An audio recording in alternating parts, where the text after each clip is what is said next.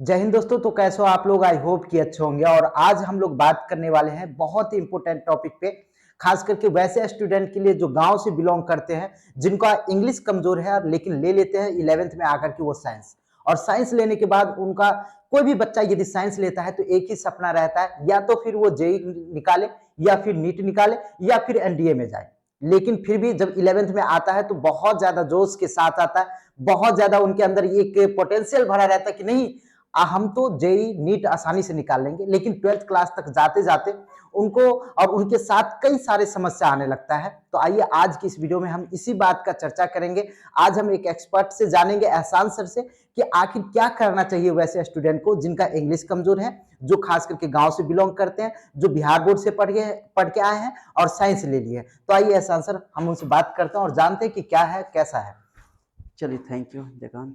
ठीक है, तो थंबनेल में तो ये बात तो मेन रखा ही हुआ है कि 11th जी में अगर कोई बच्चा साइंस ले रहा है तो उनको क्या क्या प्रिकॉशन लेना है, क्या क्या आपको सावधानी बरतनी है ताकि आपका 11th सही हो जाए ना। जी क्योंकि बहुत सारे बच्चे 11th में जब साइंस लेते हैं तो उनके साथ सबसे बड़ा समस्या होता है लैंग्वेज का, है ना।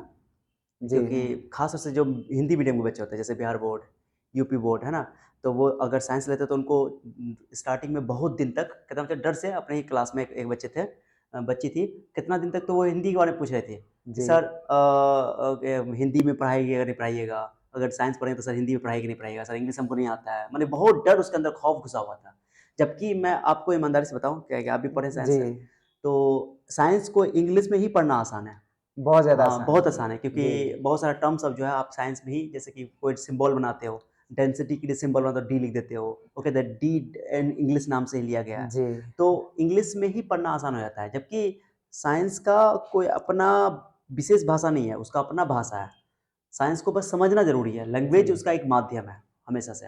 तो आज हम लोग डिस्कस करते हैं कि 11th को कैसे ठीक करना है, ताकि आप कौन-कौन सा पॉइंट है जो आप उसको फॉलो करोगे ताकि आपका 11th अच्छा हो जाए, क्योंकि 11th जो है आगे आने वाले 12th क्लास के लिए बहुत इंपॉर्टेंट है। जी उसके अलावा नीट, जी जेई और एनडीए या कोई भी कंपटीशन एग्जाम बच्चा कोई तैयारी कर रहा जी है, तो उनके लिए 11th का फंडामेंटल स्ट्रांग होना बहुत जरूरी है, क्योंकि 11th अगर सही है तो 12th सही हो जाता है, और फिर बाद बाकी जो है जेई सब निकल जाता है, क्योंकि जेई में और नीट वगैरह सब में जो है करीब करीब 50 से 55% जो क्वेश्चन आता है वो जेई नीट जी सबसे आता जी है, हाँ, मैंने कि 11th से आता है। और बच्चे 11th को पढ़ते नहीं मैक्सिमम, और 11th में सबसे मतलब डरावना डेटा ये आता है कि मैक्सिमम बच्चों का 11th खराब हो जाता है, जी वो खास तौर से हिंदी मीडियम लैंग्वेज बच्चे। को लेकर के। लैंग्वेज का प्रॉब्लम भी है, एक जी तो लैंग्वेज का प्रॉब्लम है, बहुत सारा समस्या है। उसमें एक समस्या ये है कि बच्चों का लैंग्वेज का प्रॉब्लम, क्योंकि बच्चा डायरेक्टली, बहुत सारे बच्चे बिहार बोर्ड के होते हैं या यूपी बोर्ड के, जैसे हिंदी मीडियम बोर्ड के, तो वो डायरेक्टली 10th तक पढ़ते हैं हिंदी में, और वो डायरेक्टली इंग्लिश में आते हैं, तो जी उनको कितने बच्चों को 3-4 महीना 5 महीना लग जाता है इसको ओवरकम करने में।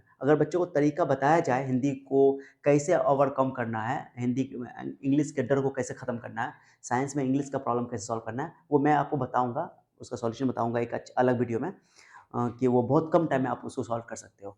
तो वो प्रॉब्लम करता है एक। जी दूसरा कि बच्चा क्या करता है, कोचिंग सब छोड़-छाड़ करता है 11th में। वहाँ गया, वहाँ क्लास जॉइन किया, वहाँ क्लास जॉइन किया। कई जगह मूव करने से भी सब्जेक्ट खराब हो जाता है ना? और एक ही सब्जेक्ट को बार-बार टीचर से पढ़ना, कई जगह पढ़ना, तो ना सिलेबस कवर होता है और टाइम बर्बाद होता है। तो हम लोग बात करते हैं, इम्पोर्टेंट की चीज़ क्या है जानते हैं? कि जी कोई बच्चा 11th को अगर ये कवर करना चाहता है, तो मैंने यहाँ पे एक टेबल तैयार किया है, देखिए, ठीक है? जी एक है टू डू लिस्ट, कहा गया to do list. To do मतलब जो जो करना है, मैंने 11th में जो चीज़ें ये सब करना है, जी जो बच्चा, अगर आप कोई स्टूडेंट हो 11th में पहली बार आए हो, साइंस ले रहे हो, केवल साइंस ही की नहीं, अगर आप कॉमर्स ले रहे हो, आर्ट्स ले रहे हो, या कोई भी कंपटीशन की तैयारी कर रहे हो, तो आप ये सारा पॉइंट जो मैंने लिखा है ये सारे बच्चों के लिए, इवन 10th क्लास में बच्चे अगर टॉप पढ़ाई करना चाह रहे हैं, कोई इंस्टीट्यूट सर्च कर रहे हैं, तो ये सब पॉइंट आपके लिए बहुत ही यूजफुल है। बस पूरा वीडियो देखना, बहुत कुछ सीखने को मिलेगा। ठीक है, ये टू डू लिस्ट है, लेकिन मेरा ये मानना है कि बच्चों को कामयाबी होने के लिए, या कामयाब होने के लिए कोई भी फील्ड में, चाहे जी वो कोई फील्ड से कोई भी सब्जेक्ट से पढ़ाई कर रहा है, कामयाब होने के लिए जो काम करने वाली चीज़ें होती हैं, उससे ज़्यादा इंपॉर्टेंट मेरे हिसाब से होता है कि कामयाबी में रुकावट पैदा करने वाली जो चीज़ है उससे बचा जाए। वो सबसे ज़्यादा इंपॉर्टेंट है। अगर आप न काम करने वाली चीज़ से अगर बच जाते हो, जी तो तो काम फिर करने वाली सफलता। चीज़ पे अपने आप आ जाते हो, जी ये चीज़ है। तो हमने पहले, मैं क्या करता हूँ, पहले आपको मैंने लिस्ट बनाया है, व्हाट नॉट टू डू, क्या नहीं करना चाहिए हम लोगों को। जी मैंने खास तौर से स्टूडेंट के लिए, 11 जो पेरेंट्स सुन रहे हैं, पेरेंट्स के लिए भी बात है, को जो बातें जो आपको 11th में नहीं करना है, नहीं करना है, अगर ये नहीं करते हो तो आपके लिए बहुत फायदेमंद है, क्योंकि जब नहीं करोगे तो करने वाली चीज़ पे अपने आप आ जाओगे। तो इसमें पहला पॉइंट क्या लिखा है मैंने, don't try to memorize the theory. 11th में क्या होता है, एक चीज समझना है कि 11th का साइंस बहुत ज्यादा है, ठीक है। जी। 9th 10th में बच्चा का साइंस का बहुत कम टॉपिक कम होता है है, जी। कम चैप्टर होता है। जैसे मान लीजिए वहाँ पे फिजिक्स, केमिस्ट्री और बायोलॉजी तीनों को मिला करके अगर देखा जाए, और यहाँ पे एक दो चैप्टर मिला करके इतना बन जाता है 11th में। जी। मैंने साइंस बहुत पढ़ना है, लेकिन साइंस, मेरा ये मानना है कि साइंस सबसे आसान सब्जेक्ट है। मैंने आपको कम से कम याद करना पड़ेगा। अगर आपको टीचर अच्छा मिल जाए, समझाने वाला मिल जाए, जी। कंसेप्ट अगर आपको मिल जाएगा, साइंस बहुत छोटा हो जाता है, बहुत छोटा हो जाता है, कंसेप्ट सबसे आसान हो जाता है। भाई इसलिए कि 10th में बच्चे अक्सर रटते हैं, हाँ, ओके, रटना। कंसेप्ट सही नहीं मिलता जी। है तो रटने में ध्यान देते हैं। लेकिन 11th में अगर आप रटोगे तो पॉसिबल ही नहीं है, क्योंकि पॉसिबल नहीं जी। 11 10th में तो बहुत कम होता है, लेकिन 11th में बहुत ज़्यादा होता है। तो जो रट के कोई कोशिश करेगा कि 11th कम सही कर लें, पॉसिबल ऐसा नहीं नहीं है। जी। तो आपको पूरा फोकस करना पड़ेगा समझने पे। इसलिए don't memorize the theory, theory को रटना नहीं, लिखा हुआ नो रटना, ठीक है, नो रटना, रटना नहीं है, कंसेप्ट को केवल समझना है। Don't try to memorize the, पहला बात ये काम करना है। दूसरा, डोंट मेक मेनी फ्रेंड्स, ये सबसे बड़ा प्रॉब्लम है। जी। अक्सर क्या होता है कि शहर हमने में बोले आने ना के कि बाद 11th खराब होने का रीजन क्या है, जी। माने कि 100 में से देखा गया है, हम इतना साल से पढ़ा रहे हैं, मुझे अनुभव है इस बात का, जी। कि 100 बच्चों में से 95% बच्चों का 11th खराब हो जाता है। इवन उसमें से वो बच्चा जो पढ़ने वाला होता है, सिंसियर होता है, उसका भी खराब हो जाता है। जी। रीजन क्या जानते हैं? एक तो रीजन बोला लैंग्वेज का प्रॉब्लम, तो लैंग्वेज ओवरकम नहीं हो पाता है, उसको बताने वाला कोई नहीं होता है। दूसरा कि दोस्ती यारी बहुत ज्यादा करता है, बहुत बच्चा को ज़्यादा। क्या होता है प्रॉब्लम, कि बच्चों को लगता है कि मेरा दोस्त यहाँ जा रहा था, हम भी वहीं जाएं, क्योंकि एक टीचर से हर बच्चा नहीं समझ पाता है। जी, अब वो जी। क्या होता है, दोस्ती के चक्कर में वो वहां जा रहा था, हम भी वहां जाएंगे, अब वहां वो समझ नहीं रहा है, फिर भी पढ़ रहा है, ये प्रॉब्लम है। इसके चक्कर में बच्चों का पढ़ाई खराब होता है, दोस्तों के चक्कर में। जी। आपको जहां समझ में आता है वहां पढ़ो, क्योंकि आपका हो सकता है कि आपका वो दोस्त है, जैसे आपका कोई दोस्त है, वो वहां समझ रहा है एक जगह, आप नहीं समझ पा रहे हो, फिर भी जबरदस्ती पढ़ने जा रहे हो, तो आपका पढ़ाई तो खराब ये तो होगा ही पड़ा होगा। ये है। हाँ, ये प्रॉब्लम है भाई। ज्यादा से ज्यादा दोस्त नहीं होना चाहिए कभी भी, केवल ये 11th के लिए नहीं, कभी बच्चों को अपने करियर में अगर कुछ करना है तो ज्यादा दोस्ती नहीं करना। दोस्त जो अच्छे दोस्त होंगे वो आपको आपका हेल्प करेंगे, सीधी सी बात है। जी, बिल्कुल। खराब जो दोस्त होते हैं, जैसे वो तो आप पढ़ाई कर रहे हो, पढ़ाई करो तो अच्छा दोस्त होगा तो आपको पढ़ने देगा, जी। लेकिन आप जो बेकार दोस्त होगा, जो नाम का दोस्त है, वो आपको बुला के ले जाएगा घुमाने के लिए, घुमाने तो वो दोस्त नहीं है, सीधी सी बात है। अच्छे दोस्त कहते हैं कि बनाया नहीं जाता, बन जाता है, ये जी। इंपॉर्टेंट है ना। चलिए दूसरा पॉइंट हो गया। तीसरा, don't waste more time on mobile, सबसे खतरनाक है। मैं जानते हैं, अभी के लिए हम तो अभी हम लिखे कि अभी की दुनिया के लिए जी, मोबाइल सबसे मोस्ट डेंजरस थिंग है। अगर सावधानी पूर्वक अगर इसका इस्तेमाल नहीं किया गया जी। तो बहुत खतरनाक चीज़ है, क्योंकि मोबाइल पे बहुत ज़्यादा समय बर्बाद होता है। तो ये मोबाइल का अगर सही तरीके से इस्तेमाल नहीं किया गया तो आपका कंसेप्ट बिगड़ जाएगा, आपका 11th खराब हो जाएगा। अब मैक्सिमम बच्चों का 11th इसी में खराब हो जाता है। तो ये टाइम, मोबाइल को मैनेजमेंट करना पड़ेगा। मैनेज करने का तरीका, इस पे भी हम लोग वीडियो बनाएंगे, जी, मोबाइल को कैसे बिल्कुल। मैनेज करना चाहिए, मोबाइल पे कैसे आप टाइम दोगे। माने कि मना नहीं है कि गाना नहीं सुनो, मना नहीं कि रील मत देखो, मना नहीं कि शॉर्ट मत देखो, लेकिन एक टाइम के अंदर में, जैसे आपको लिमिटेशन है कि 1-2 घंटा आपको चलाना, तो उसी बीच में एक देखो। रूटीन के हिसाब से लेकिन किया जाए। बच्चों नहीं, एक्चुअली जी। क्या है कि इस एज में बच्चा क्या होता है कि अपने आप पे बच्चों पे कंट्रोल नहीं होता है। कंट्रोल कैसे होगा कि आप देखना चाहोगे तब 1 घंटे के बदले में 2 घंटा देख लोगे। तो जी। आपको उसके लिए आपको तय करना पड़ेगा कि आपको कितना देर देखना है। और मोबाइल पे कम से कम काम की चीज़ें कितनी करनी है, पढ़ाई करनी है तो कितने बजे करनी है, टाइम देकर के आपको सेट करना पड़ेगा, ठीक है? Don't study a single subject from more teachers. अब क्या होता है, एक बच्चा पढ़ लिया, जैसे एक टॉपिक हम पढ़ा दिए 12th क्लास में या 11th में स्टार्ट किया, पढ़ा दिया, जी। और उसी टॉपिक को समझ गया वो, अब फिर जाकर यूट्यूब पे जाकर सर्च करके जी, उसी फिर टॉपिक देख उसी रहा है। टॉपिक पर फिर दूसरे टीचर से पढ़ रहा है, फिर उसी टॉपिक तीसरे तीसरे टीचर से पढ़ रहा है। क्या मतलब है, मैंने कि ये तो समय बर्बाद हुआ। जी।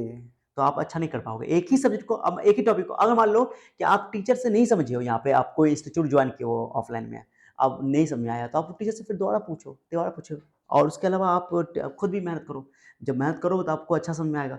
फिर भी समझ नहीं आया तो फिर जाकर के आप देख लो, है ना। जी। लेकिन अगर आपको समझ में आ गया, फिर जाकर आप 3-4 टीचर से देख रहे हो, पढ़ रहे हो, तो समय बर्बाद है। क्या होता है, एक टीचर यहाँ भी, बच्चा यहाँ भी पढ़ लिया, दूसरी जगह तो वही टॉपिक को वहाँ पढ़ रहा है, फिर तीसरा वहाँ पढ़ रहा है, क्योंकि अलग अलग टीचर के समझाने का तरीका अलग अलग हो जाता है, स्टाइल अलग हो जाता जी। है। तो बच्चों को क्या है कि बच्चा अभी 11th में है, हर टॉपिक को पहली बार पढ़ रहा है, वो पहली बार पढ़ रहा है। कुछ पहली टॉपिक बार ऐसा होगा जो नहीं पहली बार सुन ही रहा है। अब पहली बार आप अगर पढ़ते हैं, अब डिफरेंट डिफरेंट टीचर से पढ़ते हैं, तो आपका कंसेप्ट जो है ना बिगड़ जाएगा, खिचड़ी पक जाएगा, हौच पौच हो जाएगा। जी।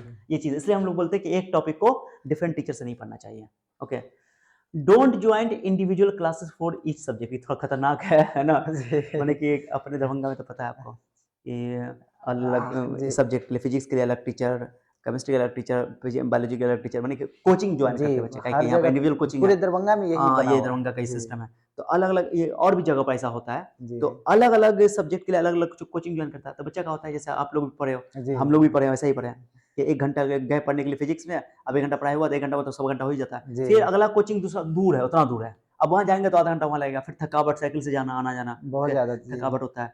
अब टाइम की बर्बादी है। फिर 2 क्लास लगातार हमेशा मिल जाए कोई जरूरी नहीं है। ये 4 नहीं, सब्जेक्ट पढ़ना है तो मान लीजिए फिर 2 घंटा क्लास शाम में है, 2 घंटा सुबह में। अब ये 2 क्लास करने के चक्कर में 3-4 घंटा इसमें आना-जाना खत्म बर्बाद, 4 घंटा शाम में बर्बाद, थकावट अलग, और फिर रात को शाम में सेल्फ स्टडी नहीं हो पाता है। क्यों, अब जी, थकावट हो गया तो बच्चा कहाँ से पढ़ेगा?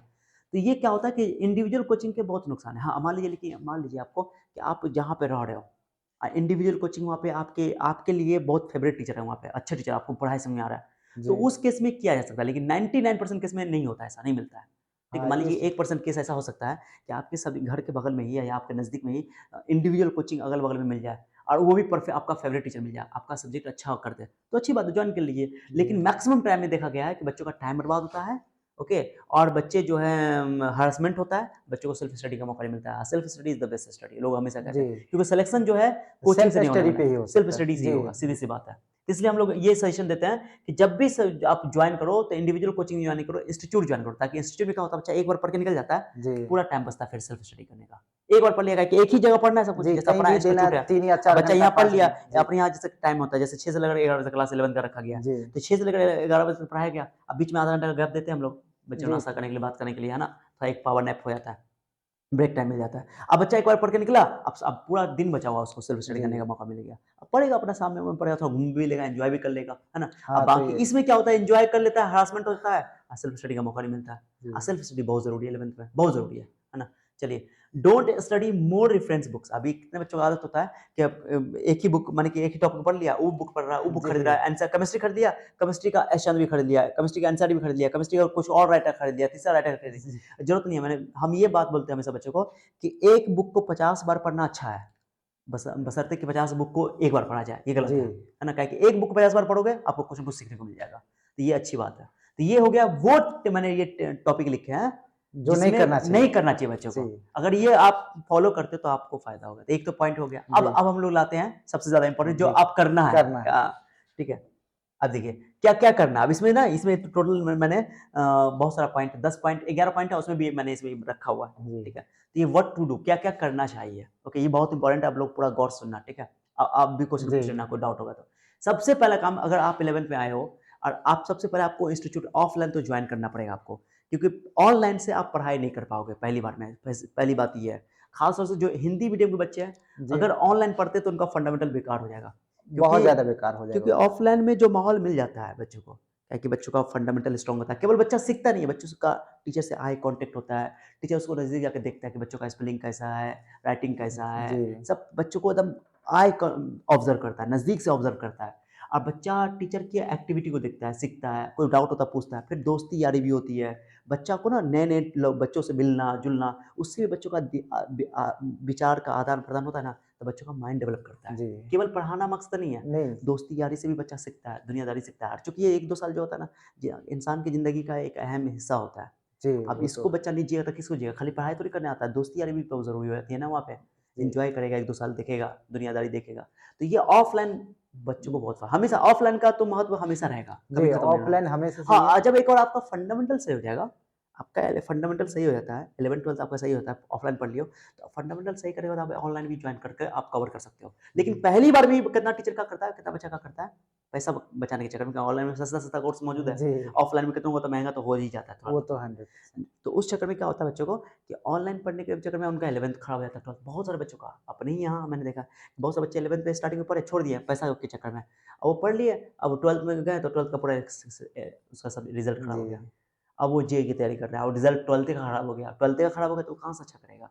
तो ऑनलाइन पहले तो आपको ऑफलाइन स्ट्रॉन्ग करना है, ऑनलाइन बाद में अपना पढ़ते रहना। जब आपका ऑफलाइन ऑफलाइन अच्छा हो जाता है, फंडामेंटल स्ट्रॉन्ग हो गया, तो फिर आपको कोई नहीं रोक सकता है, कहीं से भी पढ़ लो आप, ठीक है। जी, तो पहला काम है जो टू डू लिस्ट में मैंने जो करना है, फाइंड अ गुड इंस्टीट्यूट। अब गुड इंस्टीट्यूट सबके लिए अलग अलग होता है ना। जी, आपको जहाँ अच्छा टीचर, देखो कौन, मैंने कुछ क्राइटेरिया बनाया है कि अच्छा इंस्टीट्यूट किसको बोलोगे, जहाँ सबसे, देखो एक इंस्टीट्यूट की सबसे जानदार चीज क्या होती है जानते हो, एक्सपीरियंस और डेडिकेटेड फैकल्टीज। वहाँ टीचर जो है ना, एक अच्छा टीचर न पढ़ने वाले भी स्टूडेंट को भी पढ़ने पर ला सकता है। जी, मैंने हम हमेशा बोलते हैं कि there is a bad teacher, there may be a bad teacher, but there may not be a bad student. माने खराब टीचर हो सकते हैं लेकिन स्टूडेंट खराब नहीं हो सकता जी, है। स्टूडेंट को अच्छा या खराब बनाता है टीचर। अगर मान लीजिए कोई बच्चा पढ़ने में कमजोर है, तो टीचर के अंदर अगर क्वालिटी है तो टीचर उसको पढ़ने पे ला देगा। आराम से कितना जी, कितना बिल्कुल। टीचर को हम सुनते हैं, सर टीचर बोलते हैं, फिजिक्स के टीचर बोलेंगे फिजिक्स से भारी है, केमिस्ट्री टीचर बोले केमिस्ट्री बहुत भारी है, जी तो अगर आप फिजिक्स के टीचर हो करके फिजिक्स को भारी बोल रहे हैं तो बच्चा पे क्या असर पड़ेगा? फिजिक्स के टीचर कह रहे हैं कि फिजिक्स भारी है, हमारी फिजिक्स सबसे भारी सब्जेक्ट है, तो बच्चों को तो नेगेटिविटी जाएगा, अरे टीचर ही बोल रहा है भारी है, इतना भारी सब्जेक्ट है।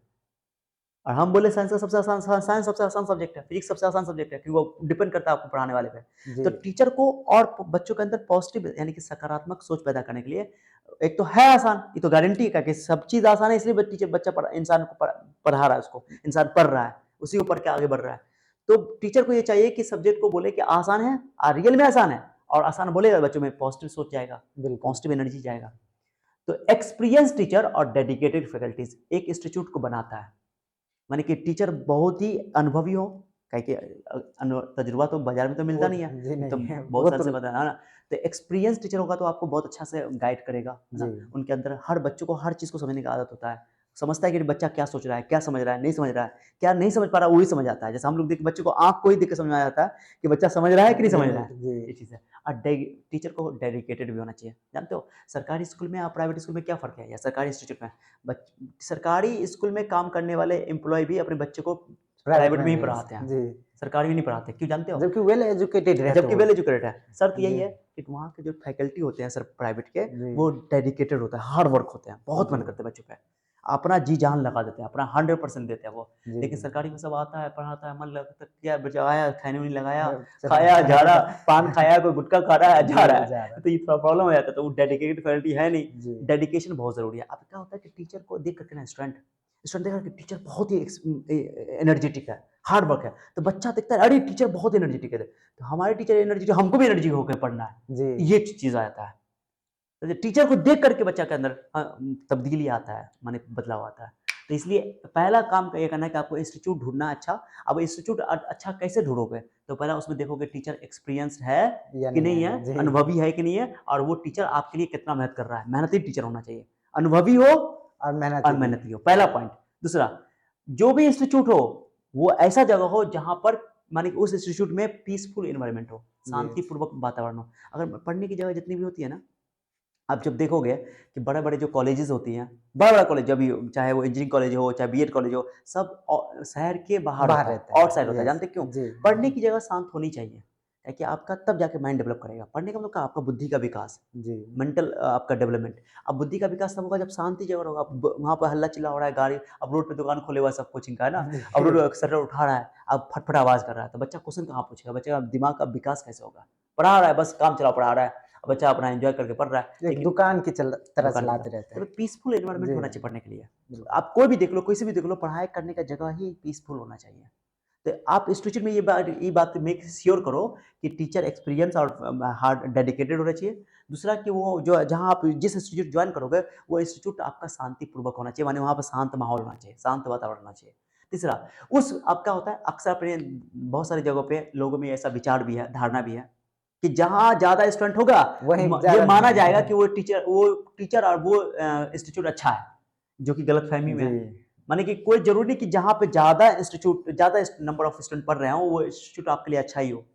अब क्या होता है कि ज़्यादा स्टूडेंट, अब मैं बता रहा हूँ रीज़न, कि अगर ज़्यादा, ये बात ठीक है कि टीचर अच्छा से पढ़ा रहे होंगे, टीचर अच्छा ज्ञानी है, जी लेकिन हर बच्चा पे तो ध्यान तो नहीं दे पाएँगे। नहीं बिल्कुल भी अब क्या है नहीं कि अगर आपके पास बच्चा, देखो दिल्ली वगैरह में या बैंगलोर सब में क्या होता है कि एक कोचिंग में 20 बच्चे से ज़्यादा बच्चे टीचर हो, स्टूडेंट आ गया, उस कोचिंग को घटिया माना जाता है।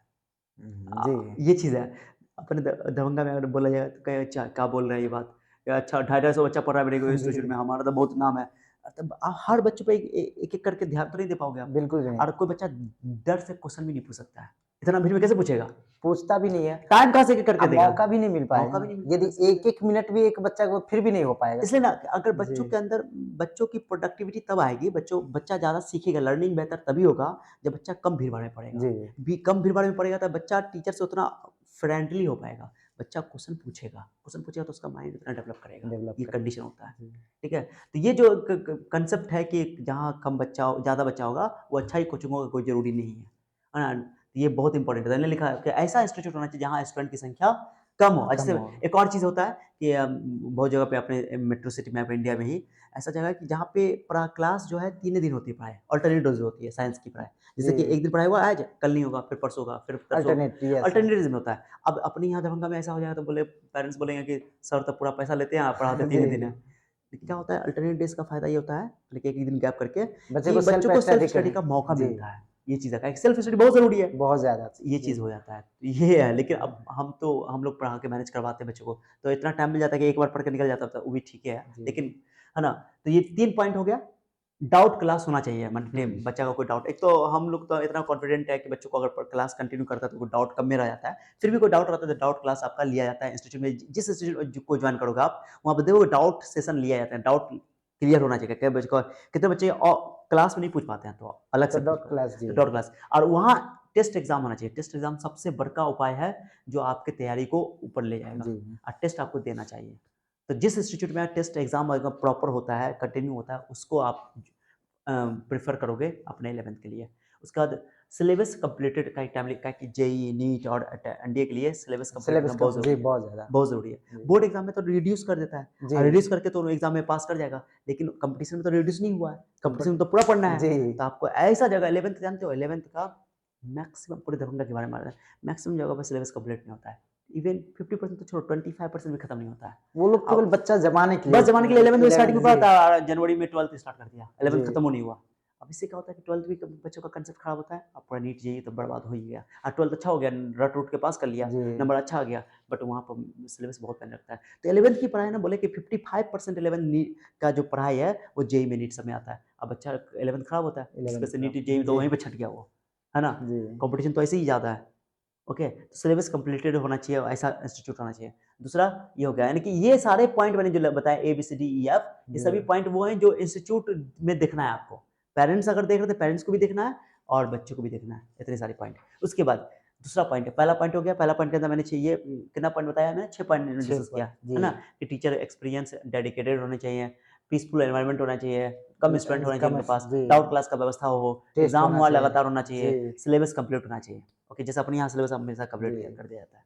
दूसरा दूसरा पॉइंट, मेंटेन कंसिस्टेंसी, ये बहुत इंपॉर्टेंट पॉइंट है।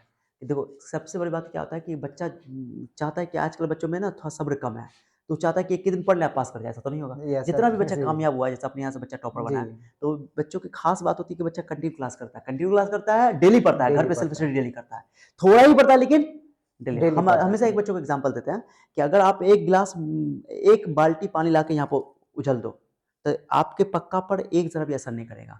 लेकिन अगर एक बूंद बूंद पानी अगर लगातार गिरे, जी, 1 दिन, 2 दिन, 4 दिन, 5 दिन गिरे तो वो छेद कर देगा।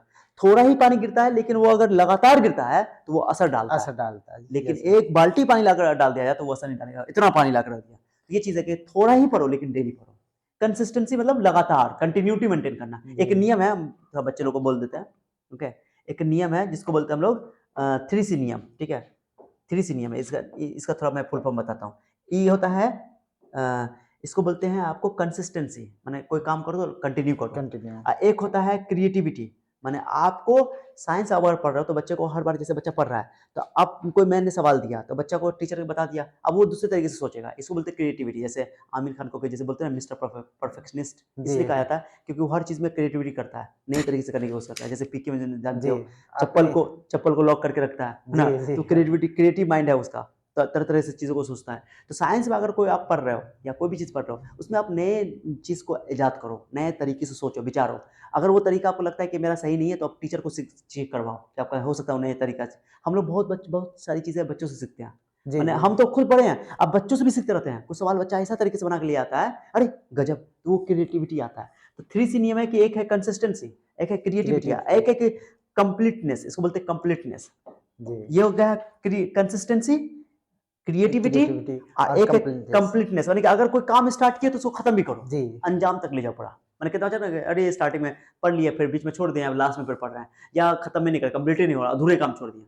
अगर आपको सोचे हो कि हमको नीट निकालना है तो पूरा नीट की तैयारी करो, अंत तक करो, जब तक ना निकले, मैंने कंप्लीट करो, अंजाम तक ले जाओ उसको, इंपॉर्टेंट है। तो क्रिएटिविटी, कंसिस्टेंसी, क्रिएटिविटी और कंप्लीटनेस, ये कंप्लीट। 3 फंडा है, इसको बोलते हैं जी, 3C नियम, 3C रूल, ठीक है?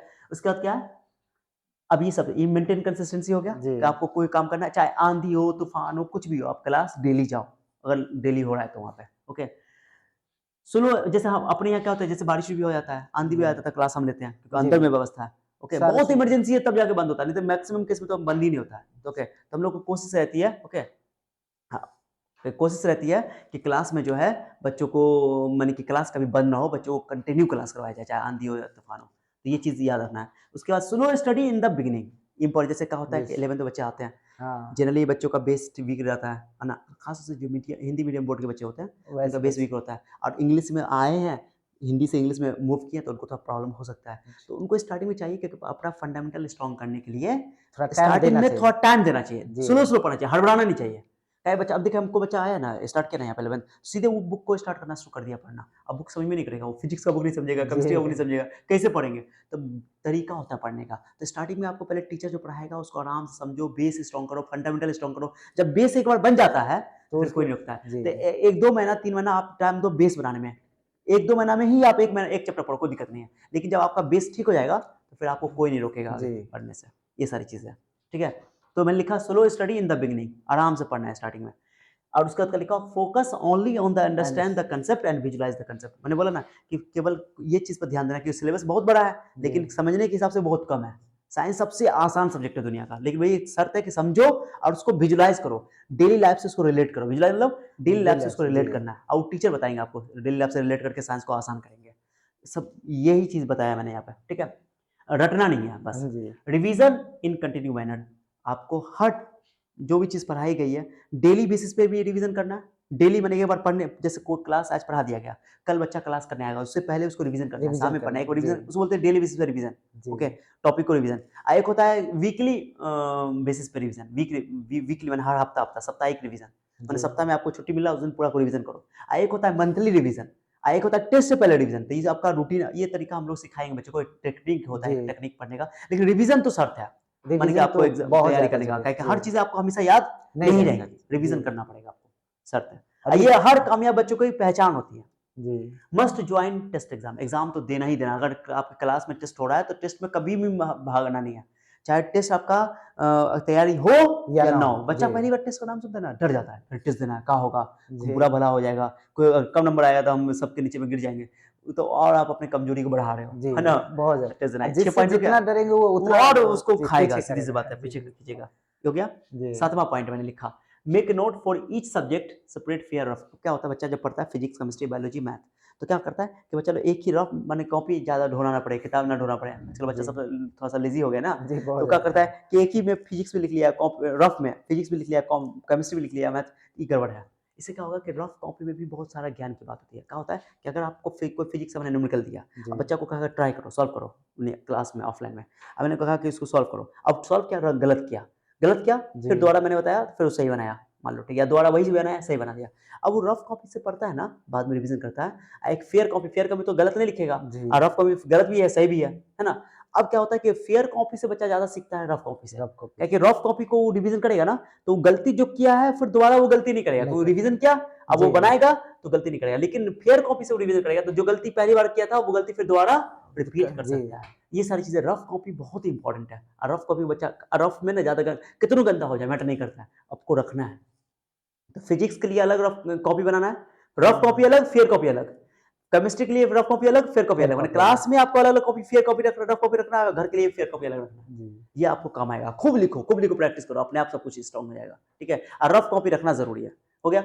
Separate study place. अब ये क्या होता है, हम हमेशा बोलते हैं जी घर में बच्चा क्या क्या अलग अलग तरीके का बच्चा है, किसी के पास अपना घर है, मान क्योंकि सबका आर्थिक स्थिति अलग अलग होता है, जी किसी का अपना घर है, किसी को रूम होता है, किसी को रूम नहीं होता है। तो हम, जैसे हम लोग के पास नहीं था, है ना, जी तुम लोग के पास भी नहीं था, तो नहीं था, तो हम लोग क्या करते हैं कि हम क्या कहते हैं कि अपना छोटा सा यहाँ पर मड़ैया बना लिए थे, है ना, जी छोटा सा रूम, अब्बू को बोल के, पापा को बोल करके, नहीं हमको चाहिए छोटा सा। तो बिल्डिंग नहीं था, अभी तो अच्छा हो गया है, जी लेकिन पहले नहीं था, तो रूम बनवाई जबरदस्ती के लिए, क्या है कि घर पे पढ़ते थे, डिस्टर्बेंस होता डिस्टर्ब था, जी वहाँ तो क्या होता है कि है लोग सब आते रहते हैं, जाते रहते जी हैं, पप्पा के जानने वाले, मम्मी के जानने वाले, फैमिली के जानने वाले, तो आए डिस्टर्ब किया। तो हम लोग बच्चों को सजेशन देते हैं कि अगर आप गरीब भी हो, अमीर भी हो, आप क्या करो, अपने घर पे ही, आंगन में, द्वारे पे एक अलग से, अगर रूम अलग है तो अच्छी बात है, अलग कर जी लो रूम, अलग पढ़ाई करो। माने उस रूम में आपके अलावा कोई नहीं जाना चाहिए, वो आप ही खाली रहो, उसमें आप खाली पढ़ाई का जगह अलग रख लो। क्योंकि जिस घर में अगर मान लो सब रहेगा, फिर पढ़ेगा तो दिक्कत हो जाएगा। जी अगर आपके पास रूम की व्यवस्था नहीं है तो क्या करो, ओसारे पे, द्वार पे या आंगन में घेर घार करके एक जगह सा छोटा सा बना दो, एक कैबिन जी छोटा सा मड़ैया बना दो, अपने हाथ में है, आप बनाकर अपना एक अलग दुनिया बनाओ और वहाँ पढ़ाई करो, वहीं पर सो वहीं रहो और किसी को आने मत दो, दीवार पे चिपका दो पढ़ाने वढ़ाने का अपना जो भी फॉर्मूला सब चिपका दो, पढ़ाई की पहचान होनी चाहिए, तब जाकर पढ़ाई अच्छा होता है। तो मैंने पढ़ने की जगह अलग होनी चाहिए, सेपरेट स्टडी फॉर प्लेस, जी है ना, study place, separate study place. अब ये क्या है, नौमा, ask question as more as possible. अब ये क्या है, साइंस लेने वाला बच्चा ना, इंसान की सबसे खास बात है कि साइंस को बच्चा क्वेश्चन पूछना चाहिए। साइंस लेने वाले बच्चों के अंदर एक क्वालिटी और है कि वो क्वेश्चन पूछता है तो वो अच्छा करेगा। जी क्वेश्चन पूछना चाहिए, अगर माने आपके दिमाग में क्रिएटिविटी माइंड है आपका, आपके अंदर क्वेश्चन उठ रहा है तो आप सवाल पूछो सर से। हाँ, ये बात अलग है कि सब सर जो है या सर सारे सवाल का जवाब नहीं दे पाएंगे, लेकिन जो सर अच्छे सर ये माने जाएंगे कि आपके सवाल का जवाब तो नहीं देंगे लेकिन वो बाद में जरूर देंगे, जी बोलेंगे सर, वो बोल देंगे गलती माने वो एक्सेप्ट कर लेंगे, देखो मुझे इसका आंसर अभी पता नहीं, जैसे हम लोग ये बहुत सारी चीज को नहीं जानते हैं या जी कोई सवाल नहीं बनता है तो बच्चों को बोलते हैं कि देखो इस बैच में नहीं बना इस क्लास में तो अगला क्लास में इसको बता सॉल्व कर देगा, जी हम लोग दिन रात उसको सॉल्व करके ही छोड़ते हैं और तभी आगे बताते हैं, तो बच्चों के अंदर लगता है सर बता दिए, तो उसके अंदर भी एनर्जी आता है। ठीक है, तो आपको क्वेश्चन कोर्स करना है कि ज्यादा से ज्यादा पूछना टीचर पूछना से, चाहिए जी ताकि आपका कंसेप्ट क्लियर हो। क्वेश्चन पूछना बहुत जरूरी है, कैसा फालतू फालतू भी क्वेश्चन हो तो पूछिए, कितना टीचर बच्चे को डांट देते हैं, हम लोग नहीं डांटते, हम लोग बच्चे को बोलते हैं कोई बात नहीं पूछो क्वेश्चन, गलती पूछो गड़बड़ पूछो कोई दिक्कत नहीं, लेकिन कोशिश रहनी चाहिए कि टॉपिक से ही क्वेश्चन है, टॉपिक से हटे नहीं, हटे नहीं हाँ, क्या जी टाइम वेस्ट होता जी है ना ये। उसके अलावा सबसे इंपॉर्टेंट पॉइंट ये भी है, ये ग्रुप भी इंपॉर्टेंट है, डिस्कशन डू जी ग्रुप डिस्कशन। अब क्या होता है कि बच्चों बहुत सारे बच्चे हम अक्सर देखे हैं कि ये चीज़ें क्या कि टीचर सब कोई चीज़ नहीं बोलता है, क्यों जानते हो टीचर क्यों नहीं बोलते हैं, क्योंकि टीचर एक ही चीज़ को बार बार पढ़ाते रहते हैं। अब बच्चों मैंने देखा है कि एक कंसेप्ट को बच्चा पढ़ लिया, कोई थ्योरी पढ़ लिया, मान लो कोई पढ़ा तो याद तो करना पड़ेगा ना जी एग्जाम के लिए, याद किया तो वो याद किया, फिर कल 2-3 दिन बाद हम पूछेंगे उससे ना तो वो भूल जाएगा। लेकिन बिल्कुल अगर वो किसी दोस्त को समझा दिया, माने कोई दोस्त मान लो उस क्लास में नहीं आया और उस दोस्त को बता दिया देखो तुम ये सर पढ़ाए थे और खुद भी समझा और दोस्त को भी समझा दिया, क्लास में तो समझ में गया, जी अब समझा देगा ना तो समझा हुआ चीज किसी को समझा दिया वो पढ़ा दिया, कभी जिंदगी में नहीं भूलेगा, उसको कई दिन तक याद रहेगा। इसलिए हम लोग बच्चों को बोलते हैं कि हफ्ता में एक बार नहीं तो डेली क्लास में आने से पहले पहले तुम उसका सुनो, आप किसी का छूट गया तो उसको समझाओ, जैसे हम समझाए, नहीं समझा पा रहे तो कोशिश करो समझाने का, जी कि जो क्वालिटी तुम्हारे अंदर समझाने की आ जाएगी तो फिर कभी उस सब्जेक्ट को नहीं भूल पाओगे, वो टॉपिक ही नहीं भूलोगे। डिस्कशन का ये बहुत बड़ा फायदा होता है कि मैंने वो लंबे समय तक याद रहता है। ठीक है, उसके अलावा क्या, अभी सब एक और इंपॉर्टेंट पॉइंट है, टेक केयर ऑफ सेल्फ। जी पढ़ाई में अगर आपको जिंदगी में कामयाब होना है तो पढ़ाई के साथ साथ आपको अपने हेल्थ खुद पे पे ध्यान देना जी पड़ेगा, खुद पे ध्यान देना पड़ेगा। अब खुद पे ध्यान में क्या क्या चीज़ है, तो मैंने हेल्थ पर ध्यान देना पड़ेगा, स्वास्थ्य। देखो कहते हैं 3 चीज़ें इंसान की कभी वापस नहीं होती है, एक रिश्ता, जी मैंने रिश्ता चला गया तो वापस नहीं होगा, दूसरा हेल्थ, एक टाइम, जी 3 चीज़ें। और ये आप समय रहते इसकी अहमियत नहीं समझे तो फिर बर्बाद हो जाओगे। तो हेल्थ आपको ध्यान देना पड़ेगा, क्योंकि बहुत सारे बच्चों को मैंने देखा है, बहुत ही ब्रिलियंट बच्चा है, मेहनती बच्चा है, टैलेंटेड बच्चा है, लेकिन उसका हेल्थ अच्छा नहीं है, हेल्थ इश्यू रहता है। उसमें भी एग्जाम आता है कि हाँ, करीब जब से आएगा हाँ, तो उसका उसका और हेल्थ तबीयत खराब खराब था, हो जाए उसकी वजह से वो कामयाब नहीं हो जी पाता है। हेल्थ इश्यू बहुत बड़ा है, तो उसके लिए आपको प्रॉपर सोना पड़ेगा, नींद टाइम पे लेना पड़ेगा। मिनिमम जो है बच्चों को कम से कम 6 घंटा सोना चाहिए, जी अधिक से अधिक 8 घंटा सोना चाहिए। अब ये देखो, हम अक्सर बच्चों को बताते हैं कि आपको सवेरे सोना चाहिए, सारे लोग बताते हैं कि सवेरे सो जाओ, सवेरे उठ जाओ, सेहत के लिए अच्छा है। जी लेकिन किसी बच्चों को आदत है कि हम सवेरे नहीं उठ पाते हैं, तो बच्चा अपना उसी टाइम में सोए, कोई दिक्कत नहीं है, लेकिन आपको 7 घंटा या 6 घंटा मिनिमम सोना ही पड़ेगा, नींद जी लेना ही पड़ेगा, ताकि सेहत आपका अच्छा रहे। कि नींद से सेहत अच्छा होता है। लेकिन हम बच्चों को बोलते हैं कि सवेरे सोओगे तो उसका भी फायदा होता है, कि सवेरे सोने से सवेरे उठ जाओगे, आदत डालो तो आपको ये बहुत बड़ा है, क्योंकि हर बच्चों का रूटीन में शामिल होना चाहिए। तो अच्छा नींद बहुत ज़रूरी है, जी क्योंकि आजकल बच्चों में बहुत सारा बैड हैबिट आ गया है, मोबाइल लेकर के सोने की आदत है, तो रात भर जगे रहता है, तो उससे भी 11-12 बजे तक बहुत जी प्रॉब्लम होता है उससे, है ना? तो नींद आपको प्रॉपर लेना पड़ेगा, ठीक है? अब दिन में भी मौका मिले तो आधा घंटा सो सकते हो, लेकिन अगर आप 7 घंटा रात को सो जाते हो तो दिन तो में दिन नींद में तो जरूरत नहीं पड़ती, जी लेकिन कभी-कभी बच्चा आधा घंटा अगर सो गया दिन में, अगर ज़्यादा मेहनती बच्चा है, रात पढ़ाई कर रहा है, तो दिन में आधा घंटा सोने से एनर्जी मिल जाता है बच्चों को, पावर नैप मिल जाता है। जी लेकिन वो काम वाले इंसान के लिए, लेकिन बच्चों के लिए तो मौका मिल जाता है, तो एक बार रात को सो गया तो काफ़ी है, ठीक है?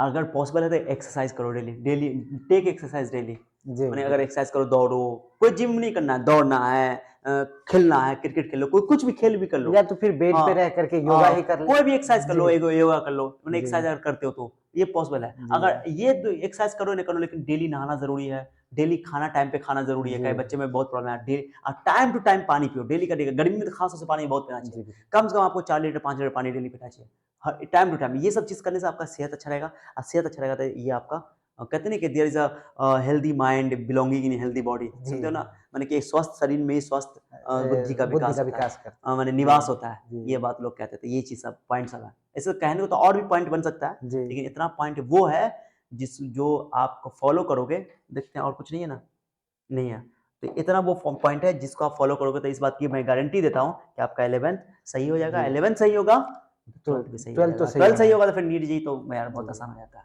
ठीक है? जी, तो उम्मीद करते हैं कि हमको लगता है कि बच्चों लोग का जवाब मिल गया होगा, आधा घंटे से ज़्यादा ऊपर वीडियो हो गया होगा, लेकिन जो जी, बच्चा स्टार्टिंग से देखा होगा, पूरा देखा होगा, तो बहुत कुछ सीखने को मिला होगा। जी, अगर अभी भी आप लोग का कोई क्वेश्चन है, डाउट है, तो कमेंट के ज़रिए पूछो और हम लोग अभी बहुत सारा इस टॉपिक पे भी जी, मोबाइल के मैनेजमेंट पे भी बात करेंगे कि मोबाइल को कैसे मैनेज करना है। फिर हिंदी वाला जो बच्चा को कुछ बच्चों का डाउट होगा सर कि हम हिंदी से इंग्लिश में आए हैं, तो उसपे भी एक अलग वीडियो हम जी, लोग शॉर्ट बिल्कुल। वीडियो बनाएँगे। ठीक है? हाँ, ओके? तो उसमें समझ में आ जाएगा बच्चे बिल्कुल, को कि बिल्कुल। किस तरह से तैयारी हाँ, करना कैसे तैयारी चाहिए। करना है कि ताकि जी, वो हिंदी के प्रॉब्लम इंग्लिश के प्रॉब्लम को सॉल्व कर सके, तो उन लोग का भी प्रॉब्लम हम और लोग ख़ास करके सॉल्यूशन वैसे स्टूडेंट का ही बहुत ज़्यादा समस्या रहता है कि हाँ, इंग्लिश से हिंदी में हिंदी से इंग्लिश में कैसे जाए? अब जैसे हाँ। हिंदी से पढ़ के आए और हुँ, इंग्लिश में जाना है, तो हुँ। वैसे बच्चे को लगते रहता है, डर लगता है शुरू में। मतलब बोल रहे हैं कि वो इतना बच्चा टीचर ढूँढते रहते हैं क्या कि हिंदी में जो हाँ, पढ़ा कोई देता हिंदी में तो पढ़ा अच्छा देता हूँ हाँ, रहता है। जी। लेकिन वही बता रहे हैं कि आपको लेकिन तरीका वैसे बताया स्टूडेंट जाए का जेईई नीट नहीं हो पाता हाँ, है। नहीं हो पाता है। जी, देखो, अगर कोई बच्चा हिंदी में साइंस पढ़ लिया, माने खास तौर से जैसे समस्तीपुर, मधुबनी सब में होता है, जी, तो बच्चा हिंदी में पढ़ लेता है, ठीक है? अब बाद में जब जेईई का भी हिंदी में एग्ज़ाम देता है, लेकिन जब बात की पढ़ाई होती है जेईई नीट की, जी, वो सारा इंग्लिश में होता है, फिर वहाँ पे बहुत प्रॉब्लम होता है बच्चे को। जी, इसलिए बच्चों को सजेशन दिया जाता है कि इंग्लिश में ही पढ़ा जाए, तो अच्छा रहता है, ठीक है? हाँ, स्टार्टिंग में आपको दिक्कत होगा, लेकिन बाद में प्रॉब्लम सॉल्व हो जाएगा। तरीका अगर मैं बताऊँगा, वो तरीके को फ़ॉलो करोगे, क्या होता है जी, कि बच्चा 10th में पढ़ लेता है हिंदी में, अब हिंदी में पढ़ता है तो खुद से भी सेल्फ स्टडी करके समझ जाता है। जी, बट बिल्कुल। 11th में आता है तो सेल्फ स्टडी करने जैसे जाता है, इंग्लिश में पढ़ता है, उसको समझ में आता ही समझ नहीं में नहीं है आता। ना? तो बच्चा ज़्यादा डिप्रेस हो जाता है कि अरे यार हम तो खुद से नहीं पढ़ पा रहे हैं। जी, तो उसके लिए आपको तरीका अपनाना पड़ेगा, वो तरीका मैं बताऊँगा कैसे टेक्निक अपनाऊँगा, वो 2-3 महीने के अंदर वो प्रॉब्लम सॉल्व हो जाएगा आपका, जी, ठीक है? बिल्कुल। वो हम हेल्प करेंगे आपको, तो वो हम लोग वीडियो बना करके समझा देंगे, ओके? ओके, अब अंत कर दो, बता दो आप लोग को, okay bye, thank you for your time, okay, thank you. Okay.